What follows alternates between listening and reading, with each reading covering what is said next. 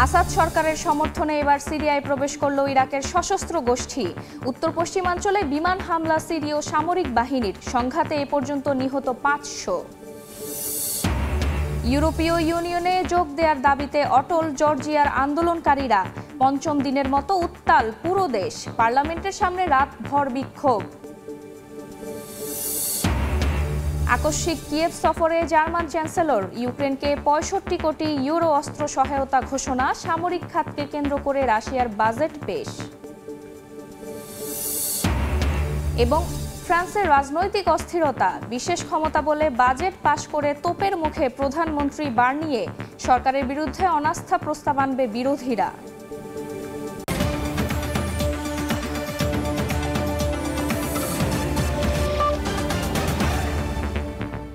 আন্তর্জাতিক সময়ের সঙ্গে আছি আমি ফারজানা আক্তার। যুদ্ধবিরতি কার্যকরের পর আবারও পাল্টাপাল্টি সংঘর্ষে মুখোমুখি ইসরায়েল হিজবুল্লাহ। নেতানিয়াহু বাহিনীকে লক্ষ্য করে সতর্কীকরণ গুলি ছোড়ার জবাবে লেবাননে বিমান হামলা চালিয়েছে ইসরায়েল।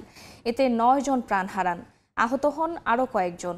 এদিকে যুদ্ধবিরতি চুক্তি লঙ্ঘনের অভিযোগে হিজবুল্লাহকে কড়া জবাব দেওয়ার হুঁশিয়ারি দিয়েছেন ইসরায়েলি প্রধানমন্ত্রী বেনিয়ামিন নেতানিয়াহু। সংঘাত থামতে না থামতেই আবারও বাজছে যুদ্ধের দামামা। যুদ্ধবিরতি কার্যকরের কয়েকদিনের মাথায় সংঘর্ষে জড়িয়ে পড়েছে ইসরায়েল হিজবুল্লাহ।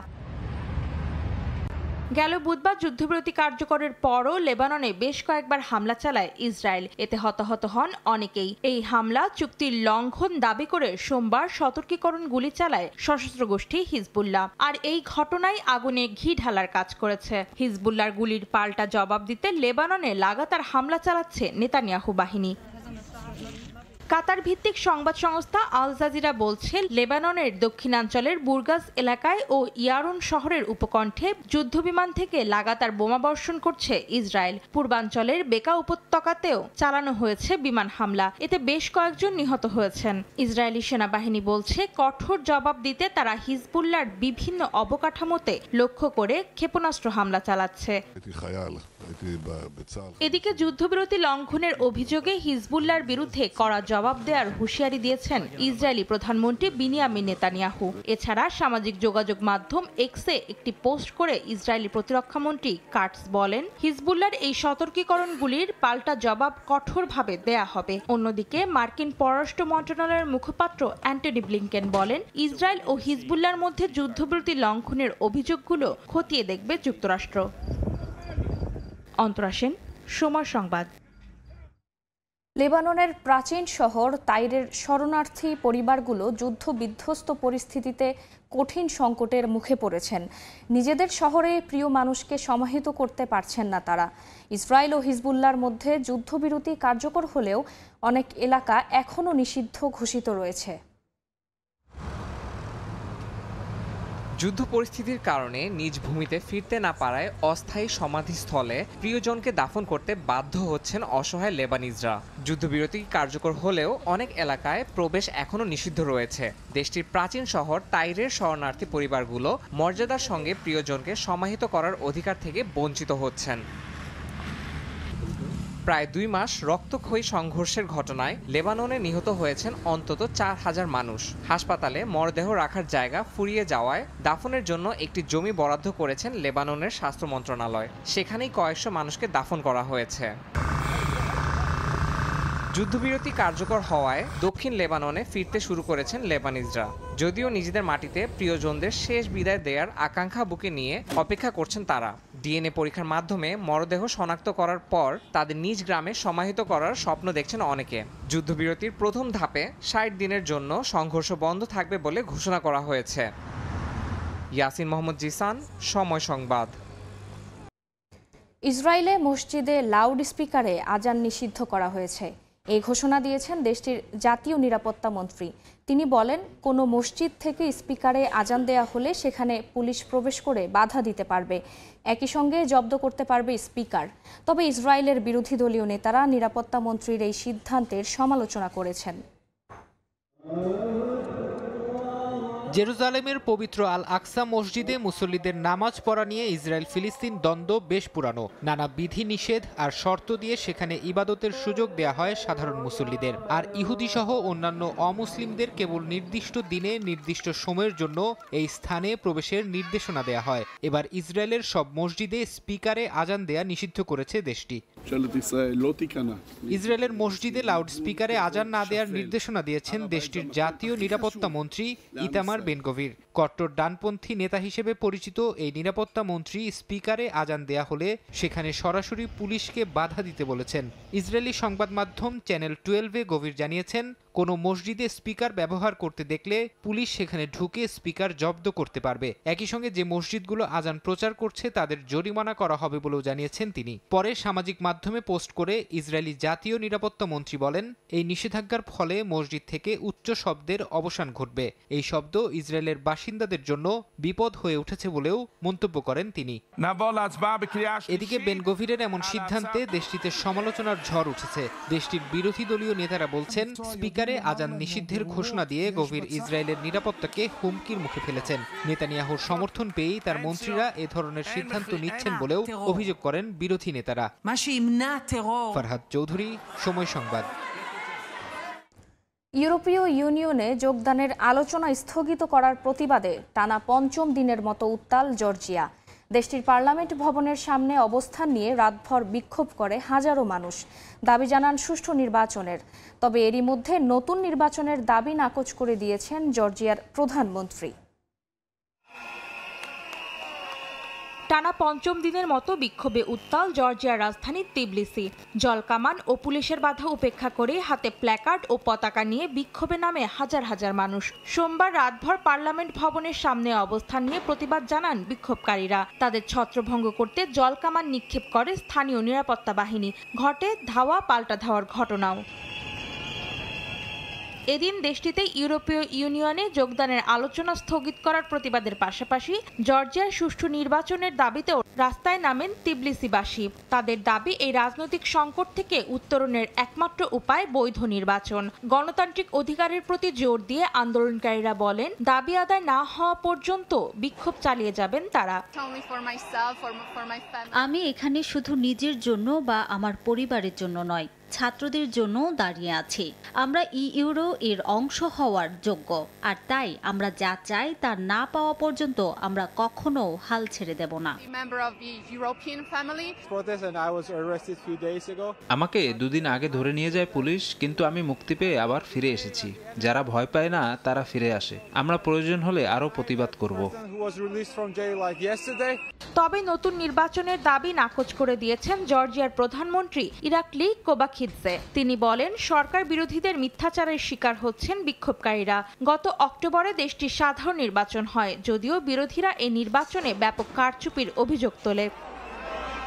অন্তরা সেন, সময় সংবাদ। বিশেষ ক্ষমতা বলে বিতর্কিত বাজেট বিল পাশ করে তোপের মুখে ফ্রান্সের প্রধানমন্ত্রী মিশেল বার্নিয়ে। এমপিদের ভোট ছাড়াই বিল পাশ করায় প্রধান বিরোধী দল ও বামপন্থী দলগুলো সরকারের বিরুদ্ধে অনাস্থা প্রস্তাব ঘোষণা দেওয়ার সিদ্ধান্ত নিয়েছে। এমনটি হলে বার্নিয়ের সরকারের টিকে থাকার সম্ভাবনা খুব কম বলে জানিয়েছেন বিশ্লেষকরা। তবে সংসদ সদস্যদের অনাস্থা ভোটে সমর্থন না দেওয়ার আহ্বান জানিয়েছেন ফরাসি প্রধানমন্ত্রী। ফ্রান্স থেকে আরও জানাচ্ছেন মোহাম্মদ লুৎফুর রহমান বাবু। ক্ষমতায় আসার 3 মাস না যেতেই শেষ হবার উপক্রম ফরাসি প্রধানমন্ত্রী মিশেল বার্নিয়ের সরকারের সময়কাল। প্রস্তাবিত 2025 সালের সামাজিক সুরক্ষা বাজেটের বিল নিয়েই ঘটতে যাচ্ছে এমন ঘটনা। প্রস্তাবিত বাজেটের লক্ষ্য 6000 কোটি ইউরো কর বাড়িয়ে এবং ব্যয় কমিয়ে ফ্রান্সের বাড়তে থাকা সরকারি ঘাটতি কমানো। বিবিসির প্রতিবেদন অনুযায়ী গেল নভেম্বরে পরিচালিত এক জরিপে দেখা গেছে 67% মানুষ এই বাজেটের বিরোধিতা করেন। তবে দেশটির প্রধানমন্ত্রী মিশেল বার্নিয়ে বিশেষ ক্ষমতা বলে পার্লামেন্টে এমপিদের ভোট ছাড়াই পাশ করিয়ে নিয়েছেন বাজেট বিল, আর এতেই ঘটে বিপত্তি। দেশটির প্রধান বিরোধী দল ন্যাশনাল র্যালি ও বামপন্থী দলগুলো সরকারের বিরুদ্ধে অনাস্থা প্রস্তাবের ঘোষণা দেওয়ার সিদ্ধান্ত নিয়েছে। এনার নেত্রী মেরি লোপেন জানান, তার দল অনাস্থা প্রস্তাব পেশ করলে অন্যান্য দলগুলোও তাদের এই প্রস্তাবে ভোট প্রদান করবে বলে আশা করেন তিনি। অনেকে ভেবেছিল মিশেল বার্নিয়ার ভালো করবে, কিন্তু এটা অনেক বেশি খারাপ হচ্ছে। আমরা এমন পরিস্থিতিতে তাকে ছেড়ে দিতে পারি না। আমরা আমাদের 1,10,00,000 ভোটারদের দেয়া শক্তি ব্যবহার করতে যাচ্ছি। আমরা সরকারের নিন্দা জানাবো, অনাস্থা ভোট দেব। এই রাজনৈতিক বিশৃঙ্খলার জন্য বার্নিয়ার সরকার ও প্রেসিডেন্ট ইমানুয়েল ম্যাক্রো দায়ী। ন্যাশনাল র্যালির সদস্যদের পাশাপাশি বাম দলের সদস্যরা যদি অনাস্থা প্রস্তাবে ভোট দেন, তবে বার্নিয়ার সরকারের টিকে থাকার সম্ভাবনা খুব কম বলে জানান বিশ্লেষকরা। এই প্রস্তাব পেশ করার জন্য তাদের হাতে সময় আছে 24 ঘন্টা। বুধবারের মধ্যেই হতে হবে ভোট। এদিকে প্রধানমন্ত্রী মিশেল বার্নিয়ে সংসদ সদস্যদের অনাস্থা ভোটে সমর্থন না দেওয়ার আহ্বান জানিয়েছেন। 1962 সাল থেকে কোনো ফরাসি সরকারকে এ ধরনের ভোটের মাধ্যমে জোরপূর্বক ক্ষমতাচ্যুত করা হয়নি। দেশটিতে আকস্মিক মধ্যবর্তী নির্বাচনের পর বার্নিয়ে সরকারের গঠিত সংসদে তাদের সংখ্যাগরিষ্ঠতা ছিল না। এই অবস্থায় তাদের বিরুদ্ধে যে অনাস্থা প্রস্তাব আসছে তা পাশ হলে 1962 সালের আবার একটি সরকারের পতন দেখবে ফ্রান্স। মোহাম্মদ লুৎফুর রহমান বাবু, সময় সংবাদ, ফ্রান্স। ইউক্রেনকে 65 কোটি ইউরো অস্ত্র সহায়তার ঘোষণা দিয়েছেন জার্মানির চ্যান্সেলর ওলাফ শলস। আকস্মিক কিয়েভ সফরে গিয়ে তিনি জানান, যে কোনো মূল্যেই ইউক্রেনের পাশে থাকবে জার্মানি। এদিকে যুদ্ধক্ষেত্রে বিপুল পরিমাণ চালকবিহীন গাড়ি ও কৃত্রিম বুদ্ধিমত্তা সম্পন্ন ড্রোনের প্রয়োজন বলে জানান ইউক্রেনের ডিজিটাল ট্রান্সফরমেশন মন্ত্রী। এরই মধ্যে রাশিয়ার 2025-27 সালের সামরিক বাজেট ঘোষণা করেছেন পুতিন। গেল সেপ্টেম্বর রুশ প্রেসিডেন্ট ভ্লাদিমির পুতিনের সঙ্গে ফোনালাপ করেন জার্মান চ্যান্সেলর ওলাফ শলস। এই ঘটনার পর শলসের কঠোর সমালোচনা করেন ইউক্রেনের প্রেসিডেন্ট ভলোদিমির জেলেনস্কি। যদিও জার্মান চ্যান্সেলর বরাবরই বলে আসছেন জার্মানি সবসময় ইউক্রেনের পাশেই আছে, এবার তারই প্রমাণ দিলেন তিনি। ইউক্রেনে আকস্মিক সফরে কিয়েভকে 650 মিলিয়ন ইউরো অর্থ সহায়তার ঘোষণা দিলেন ওলাফ শলস। সাম্প্রতিক সময়ে শলস রাশিয়া ও ইউক্রেনের শান্তি আলোচনার ওপর জোর দিচ্ছেন। বার্তা সংস্থা রয়টার্স জানায়, জার্মানির আসন্ন নির্বাচনে ইউক্রেন ইস্যুতে শলসের অবস্থান গুরুত্বপূর্ণ ভূমিকা পালন করবে। জার্মানির সাধারণ ভোটাররা চান না বার্লিন কিয়েভকে অস্ত্র দিয়ে সহায়তা করুক। তবে অন্যদিকে ইউরোপের অন্যান্য দেশের চাপে ইউক্রেনকে সহায়তা বন্ধ করতে পারছে না জার্মানির চ্যান্সেলর। শলসের এই সফর জার্মানদের মধ্যে অসন্তোষ সৃষ্টি করতে পারে বলে মনে করেন বিশ্লেষকরা। যুদ্ধক্ষেত্রে পিছিয়ে থাকা ইউক্রেনের রাশিয়াকে টেক্কা দিতে প্রায় 10,000 স্বয়ংক্রিয় গাড়ির প্রয়োজন বলে জানান দেশটির ডিজিটাল ট্রান্সফরমেশন মন্ত্রী। এই গাড়ি চালাতে কোনো চালকের প্রয়োজন হবে না। যুদ্ধক্ষেত্রে অস্ত্র আনা নেয়ার কাজের পাশাপাশি আহত সেনাদের নিরাপদে সরিয়ে নেওয়ার উদ্দেশ্যে এই গাড়ির প্রয়োজন কিয়েভ সেনাবাহিনীর। স্বয়ংক্রিয় গাড়ির পাশাপাশি কৃত্রিম বুদ্ধিমত্তা দিয়ে পরিচালিত ড্রোনের উৎপাদন বাড়ানোরও চেষ্টা করছে জেলেনস্কি প্রশাসন। এদিকে সামরিক খাতকে কেন্দ্র করেই রাশিয়ার 2025-2027 অর্থ বছরের বাজেট ঘোষণা করলেন রুশ প্রেসিডেন্ট ভ্লাদিমির পুতিন। দেশটির বাজেটে 3 ভাগের 1 ভাগ জুড়ে এবার সামরিক খাত। 2025 সালে রাশিয়ার সামরিক খাতে প্রায় $120 বিলিয়ন বিনিয়োগ করবে মস্কো, যা সরকারের মোট বাৎসরিক খরচের প্রায় 32.5%। মার্কিন গণমাধ্যম CNN জানায়, যুদ্ধক্ষেত্রে রাশিয়া ইউক্রেনের চেয়ে অনেক এগিয়ে থাকলেও রাশিয়ার মুদ্রাস্ফীতি বেড়ে যাওয়ায় দেশটিতে বেকারত্বের হার বেড়ে গেছে। মুদ্রাস্ফীতি সামাল দিতে রাশিয়ার কেন্দ্রীয় ব্যাংকের সুদের হার এখন 21%। CNN আরও জানায়, রুশ জনগণের জীবনযাত্রার মান অনেক কমে গেছে।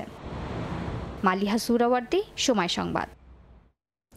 সম্প্রতি ইউক্রেন যুদ্ধে রাশিয়ার বিরুদ্ধে আন্তঃমহাদেশীয় ব্যালিস্টিক ক্ষেপণাস্ত্র বা ICBM ব্যবহারের অভিযোগ করেছে জেলেনস্কি প্রশাসন। যদিও পুতিনের দাবি দূরপাল্লার নয়, মধ্যম পাল্লার হাইপারসোনিক ক্ষেপণাস্ত্র ছুড়েছে তার সেনারা। তবে আরও ভয়াবহ ক্ষেপণাস্ত্র যে ব্যবহার করা হবে সে বিষয়ে হুঁশিয়ারি দিয়েছেন পুতিন। ICBM কি? রাশিয়ার ভান্ডারে কতটি ICBM আছে? এছাড়া আর কি ধরনের ক্ষেপণাস্ত্র দেশটির? সবশেষ কোন ধরনের ব্যালিস্টিক ক্ষেপণাস্ত্র নিক্ষেপ করেছে রাশিয়া? বিস্তারিত রিপোর্টে।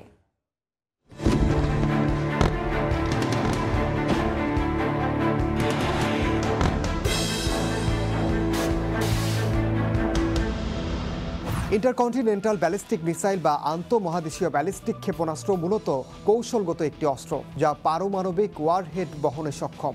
আরও সহজভাবে বললে কয়েক হাজার কিলোমিটার দূরের লক্ষ্যবস্তুতে পারমাণবিক হামলা চালানোর জন্য এই ক্ষেপণাস্ত্র নকশা করা হয়েছে। রাশিয়ার পারমাণবিক সক্ষমতার অন্যতম অংশও এই আইসিবিএম। ৩,৪০০ মাইলের বেশি দূরের লক্ষ্যবস্তুতে আঘাত হানতে সক্ষম এই ক্ষেপণাস্ত্র। ইউক্রেনের ক্ষেত্রে রাশিয়ার এত বেশি দূরপাল্লার ক্ষেপণাস্ত্র ব্যবহার একটু বেশি বলে মনে করেন সমরবিদরা, কেননা এ ধরনের ক্ষেপণাস্ত্র একসঙ্গে একাধিক পারমাণবিক ওয়ারহেড বহন করতে পারে।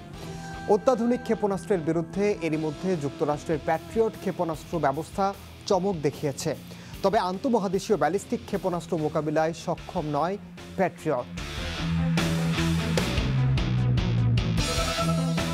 2022 সালে একটি অস্ত্র নিয়ন্ত্রণ সংস্থার প্রতিবেদন অনুযায়ী রাশিয়ার ভান্ডারে আনুমানিক 306টি আন্তঃমহাদেশীয় ব্যালিস্টিক ক্ষেপণাস্ত্র বা আইসিবিএম রয়েছে, যা একসঙ্গে 1185টি পারমাণবিক ওয়ারহেড বহনে সক্ষম। এর মধ্যে SS-27 মোড 1 বা ট্রিপল এম এবং SS-27 মোড 2 বা ইয়ার্স উল্লেখযোগ্য। ক্ষেপণাস্ত্র দুটি একাধিক পারমাণবিক ওয়ারহেড বহন করতে সক্ষম। এছাড়া সারমাত ক্ষেপণাস্ত্রের আরও আধুনিক সংস্করণ সারমাত SSX-30 ক্ষেপণাস্ত্র বানাচ্ছে রাশিয়া, যেটি আরও বেশি দূরের লক্ষ্যবস্তুতে নির্ভুলভাবে আঘাত হানতে পারে বলে দাবি দেশটির। সারমাত ছাড়াও এভানগার্ড নামের আরও একটি হাইপারসনিক গ্লাইড ভেহিকল তৈরি করছে ক্রেমলিন। শীতল যুদ্ধের সময় শয়তান, স্তিলেত্তো এবং সিকল নামে কয়েকশো আন্তঃমহাদেশীয় ব্যালিস্টিক ক্ষেপণাস্ত্র তৈরি করে তৎকালীন সোভিয়েত ইউনিয়ন। 2000 সালে রুশ প্রেসিডেন্ট ভ্লাদিমির পুতিন ক্ষমতায় আসার পর থেকে সোভিয়েত আমলে নির্মিত ক্ষেপণাস্ত্রগুলো আরও আধুনিকায়ন ও উন্নত করার নির্দেশ দেন। সেই সঙ্গে কয়েকশো ভূমি থেকে নিক্ষেপযোগ্য ক্ষেপণাস্ত্র মোতায়েন করেন পুতিন। পারমাণবিক সাবমেরিন সহ পারমাণবিক হামলায় সক্ষম বোমারু বিমানেরও আধুনিকায়ন শুরু করেন রুশ প্রেসিডেন্ট। ইউক্রেনের দাবি, বৃহস্পতিবার ইউক্রেনের দিনিপ্রো শহরে নিক্ষেপ করা আন্তঃমহাদেশীয় ব্যালিস্টিক ক্ষেপণাস্ত্রটি মূলত RS-26 রুবেশ নামে পরিচিত। ইউক্রেনের বিমান বাহিনীর রাশিয়ার বিরুদ্ধে আন্তঃমহাদেশীয় ব্যালিস্টিক ক্ষেপণাস্ত্র নিক্ষেপের অভিযোগ তুললেও ক্ষেপণাস্ত্রের ধরন সম্পর্কে বিস্তারিত জানাতে পারেনি। 8টি ক্ষেপণাস্ত্রের সঙ্গে ওই ব্যালিস্টিক মিসাইল ছোড়া হয় উল্লেখ করে তারা আরও জানায়, এর মধ্যে 6টি ক্ষেপণাস্ত্র ভূপাতিত করেছে ইউক্রেন। কয়েকজন আহতের পাশাপাশি শিল্প এলাকায় ব্যাপক ক্ষয়ক্ষতি হয়েছে বলেও দাবি করেছে কিয়েভ। অস্ত্র নিয়ন্ত্রণ সংগঠনের তথ্য মতে ক্ষেপণাস্ত্রটির পাল্লা 5800 কিলোমিটার। এটি সুপারসনিক গতিতে ছুটতে পারে। ঘন্টায় 4000 মাইল পাড়ি দিতে সক্ষম RS-26 রুবেশ। এ ধরনের উচ্চ গতির ক্ষেপণাস্ত্রকে প্রচলিত কোনো মিসাইল ব্যবস্থায় বাধা দিতে পারে না বলে জানান বিশেষজ্ঞরা। RS-26 রুবেশ ক্ষেপণাস্ত্রটি 1200 কেজির ওয়ারহেড বহন করতে সক্ষম, যা 3টি ইস্কান্দার ক্ষেপণাস্ত্রের সমান। রুশ প্রেসিডেন্ট ভ্লাদিমির পুতিন জানান, ইউক্রেনের সামরিক স্থাপনা লক্ষ্য করে রাশিয়ার চালানো ক্ষেপণাস্ত্রটি মধ্যম পাল্লার হাইপারসনিক ব্যালিস্টিক মিসাইল, যেটি ওরেশনিক নামে পরিচিত। তার দাবি, ক্ষেপণাস্ত্রের হামলার আগে বেসামরিক নাগরিকদের সতর্ক করা হয়েছিল। মার্কিন প্রেসিডেন্ট জো বাইডেনের অনুমোদনের পর রাশিয়ায় গেল 19 নভেম্বর যুক্তরাষ্ট্রের সরবরাহ করা ATACMS বা দূরপাল্লার ক্ষেপণাস্ত্র ব্রিটিশ স্টর্ম শ্যাডো মিসাইল এবং 21 নভেম্বর হিমার্স নিক্ষেপের জবাব হিসেবে এই ক্ষেপণাস্ত্র হামলা বলে জানান রুশ প্রেসিডেন্ট ভ্লাদিমির পুতিন।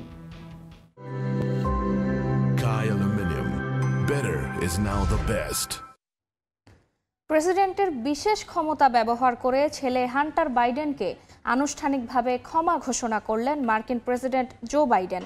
মাদকাসক্তির তথ্য গোপন এবং অবৈধ অস্ত্র রাখার অভিযোগে চলতি মাসেই আদালত হান্টার বাইডেনের শাস্তি ঘোষণার দিন নির্ধারণ করেছিলেন। এর আগেই এই নির্দেশ দিলেন বাইডেন। তার দাবি, শুধুমাত্র প্রেসিডেন্টের ছেলে হওয়ার কারণে ফাঁসানো হয়েছিল হান্টার বাইডেনকে। এদিকে বাইডেনের এই সিদ্ধান্তের কঠোর সমালোচনা করেছেন নবনির্বাচিত মার্কিন প্রেসিডেন্ট ডোনাল্ড ট্রাম্প। নিজের প্রেসিডেন্সিয়াল ক্ষমতা কাজে লাগিয়ে ছেলে হান্টার বাইডেনের শাস্তি মওকুফ করবেন না, বরাবরই এমন আশ্বাস দিয়ে আসছিলেন মার্কিন প্রেসিডেন্ট জো বাইডেন। তবে রাখতে পারলেন না সেই প্রতিশ্রুতি। রোববার ছেলে হান্টারকে নির্দোষ দাবি করে তার বিরুদ্ধে আনা সকল অভিযোগ রাষ্ট্রীয়ভাবে ক্ষমার ঘোষণা দেন। বাইডেনের দাবি, ছেলে হান্টারের মাদকাসক্তিকে অস্ত্র করে আদতে বাইডেনকে দুর্বল করে দেওয়ার উদ্দেশ্যে এসব মামলা করেছিল প্রতিপক্ষ।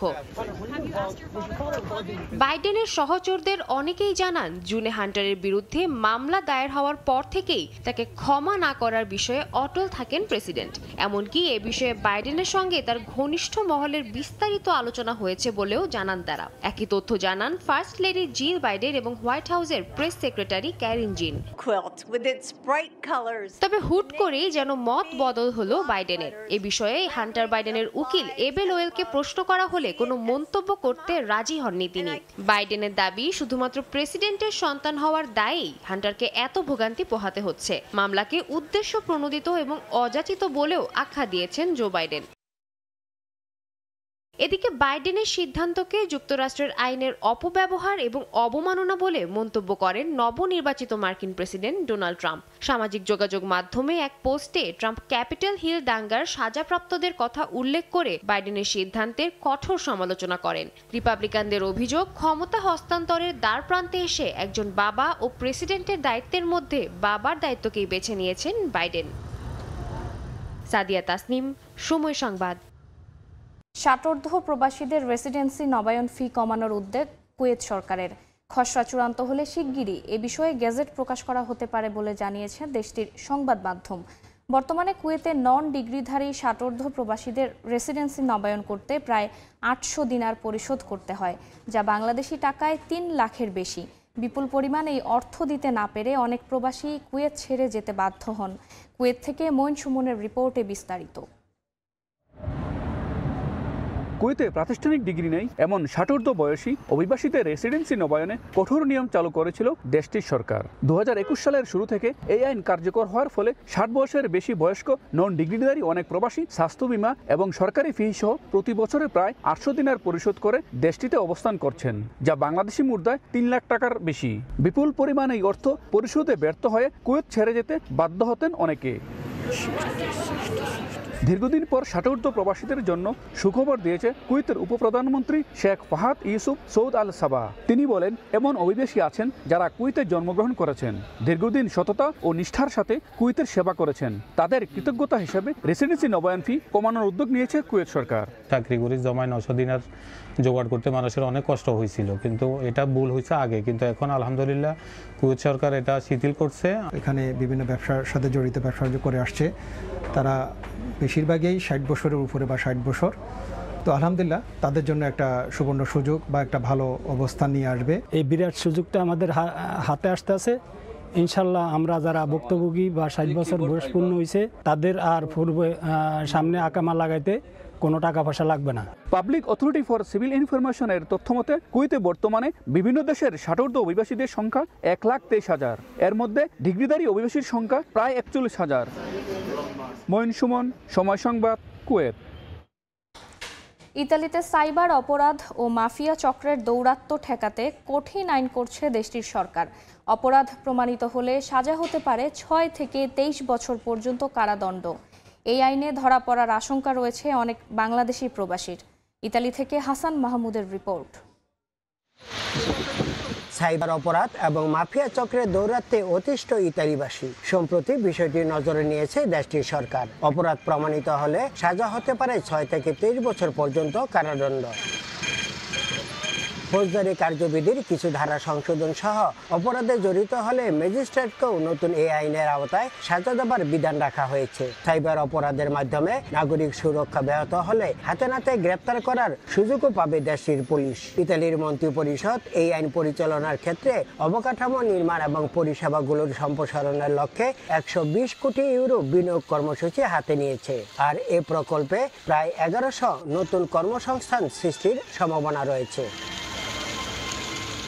এদিকে সাইবার অপরাধের সঙ্গে জড়িয়ে পড়ছে ইতালিতে বসবাসকারী বেশ কিছু বাংলাদেশি। প্রবাসীরা বলছেন, আইনটি অনুমোদন হলে বিপদে পড়বেন অনেকেই। কঠিনতর আইন পাস হচ্ছে, অতএব আমরা বাংলাদেশি যে ভাই বোন আছি আমরা চেষ্টা করব যেন সাইবার ক্রাইমগুলোকে এড়িয়ে চলার জন্য। আমরা চেষ্টা করব এখান থেকে যেন আমরা বিরত থাকি, কারণ আমাদের একটা বাংলাদেশি ভাবমূর্তি যেন সবার কাছে উজ্জ্বল থাকে। কারণ ইতিমধ্যে আমাদের অনেক বাংলাদেশি ভাইয়েরা এই অন্যান্য অপরাধে জেলে আছেন। নতুন আইন অনুমোদন হলে কৃত্রিম বুদ্ধিমত্তা, ক্লাউড পরিষেবা, সাইবার নিরাপত্তা এবং আকাশ ও স্থল গতিশীলতার মতো প্রযুক্তিগতভাবে উন্নত সেক্টরগুলোতে ইতিবাচক প্রভাব পড়বে বলে মত সংশ্লিষ্টদের। ইতালির রোম থেকে হাসান মাহমুদ, সময় সংবাদ।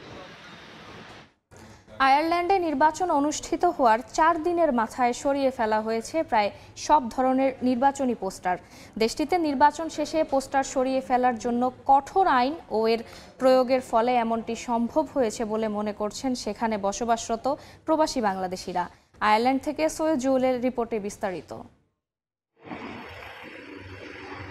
গেল শুক্রবার অনুষ্ঠিত হয় আয়ারল্যান্ডের সাধারণ নির্বাচন। দেশটির আইন অনুযায়ী ভোটের দিন থেকে 7 দিন পর্যন্ত রাখা যাবে নির্বাচনী পোস্টার, কিন্তু ভোটের 4 দিনের মাথায় অধিকাংশ জায়গা থেকে পোস্টার সরিয়ে ফেলা হয়েছে। দেশটির আইনে নির্ধারিত সময়ের মধ্যে পোস্টার সরানো না হলে প্রতিটি পোস্টারের জন্য প্রার্থীদের গুনতে হবে 150 ইউরো, যা বাংলাদেশি মুদ্রায় 16,000 টাকারও বেশি।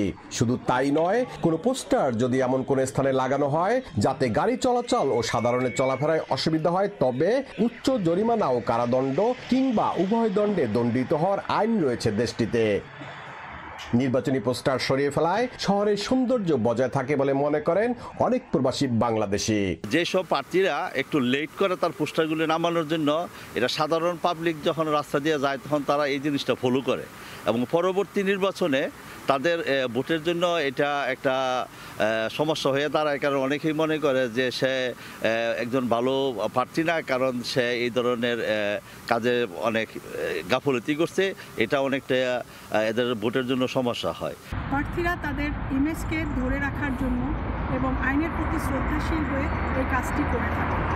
পোস্টার কখনো কোনো শহরের সৌন্দর্য বর্ধন করে না। আমাদের দেশও, আশা করব আমাদের দেশও নির্বাচনী প্রার্থীরা এই কাজটি অনুকরণ করবেন। আয়ারল্যান্ডের নির্বাচনী বিধিমালা অনুযায়ী দেশটিতে ভোট কেন্দ্রের 50 মিটারের মধ্যে কোনো প্রার্থীর নির্বাচনী পোস্টার প্রদর্শন করা যাবে না। ভোটকালীন ও শেষ অবধি যদি কোনো প্রার্থী তার পোস্টার প্রদর্শন করেন তবে 2 বছর পর্যন্ত কারাদণ্ডের বিধান রয়েছে নির্বাচনী আইনে। পোস্টার বা দেয়াল লিখন কখনোই শহরের সৌন্দর্য বৃদ্ধি করে না। প্রার্থীর পরিচিতির জন্য নির্বাচনকালীন সময় পোস্টার জরুরি, নির্বাচন শেষে প্রার্থীর কাজই প্রমাণ করে তার পরিচিতি, এমনটাই বিশ্বাস করেন এখানে প্রার্থী ও এখানের বাসিন্দারাও। সৈয়দ জুয়েল, সময় সংবাদ, আয়ারল্যান্ড। ভারতের ত্রিপুরার আগরতলায় বাংলাদেশের সহকারী হাইকমিশনের প্রাঙ্গণে হামলা চালানোর ঘটনায় দুঃখ প্রকাশ করেছে দেশটির পররাষ্ট্র মন্ত্রণালয়। তারা বলেন, কোনো অবস্থাতেই কূটনৈতিক ও কনসুলার স্থাপনাকে লক্ষ্যবস্তু করা উচিত নয়। একই সঙ্গে বলা হয়, নয়াদিল্লিতে বাংলাদেশ হাইকমিশন ও দেশের অন্যান্য উপ বা সহকারী হাইকমিশনগুলোর নিরাপত্তা বাড়াচ্ছে মোদী সরকার।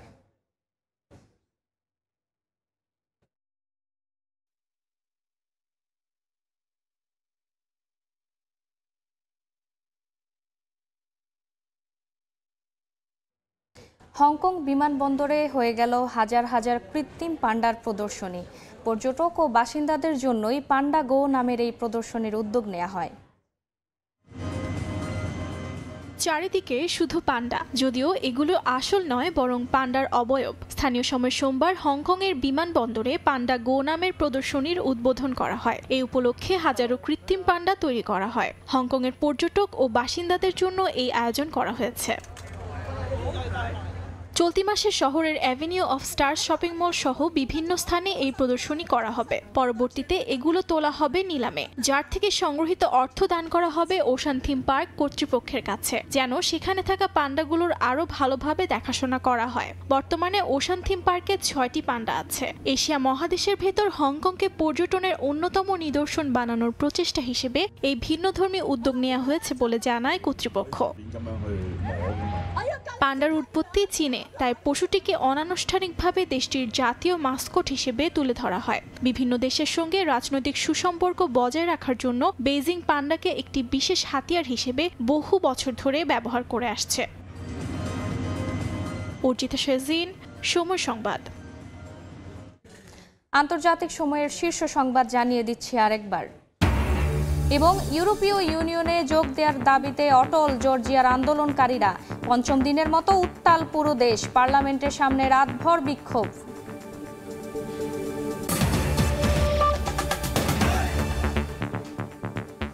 এই ছিল আন্তর্জাতিক সময়ের সঙ্গে থাকুন সময়ের।